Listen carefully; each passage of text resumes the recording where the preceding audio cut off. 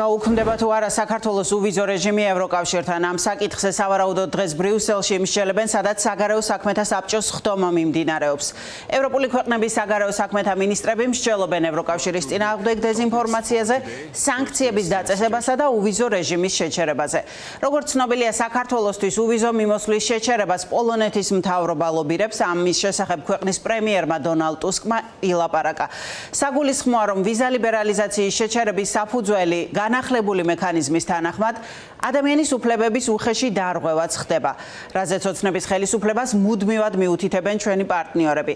უვიზო რეჟიმის შეჩერებისთვის ევროკავშირში ერთსულოვანი პოზიცია საჭირო არ არის, როგორც პერსონალური სანქციების დაწესების დროს. ამ შემთხვევაში მხოლოდ ბლოკის წევრების 2/3 მხარდაჭერაც საკმარისია. დღის წესრიგის ამ ნაწილში პირველი საკითხი საქართველოა. ლიეტუვის ინიციატივის საფუძველზე გთავაზობთ 6 პუნქტს, თუ როგორ უნდა გაგრძელდეს მუშაობა საქართველოსთან დაკავშირებით. ეს იმ პირობებში, როცა ვხედავთ, რომ ადამიანის უფლებების მიმართულებით მდგომარეობა ქვეყანაში მძიმდება. ახლა სწორი დროა ამის გასაკეთებლად. უკვე მოვამზადეთ შეთავაზებები, რომლებსაც დღეს ჩემს კოლეგებთან ერთად განვიხილავ. დაწყებული სამოქალაქო საზოგადოების მხარდაჭერის გაძლიერებით, დასრულებული უვიზო მიმოსვლის გადახედვით.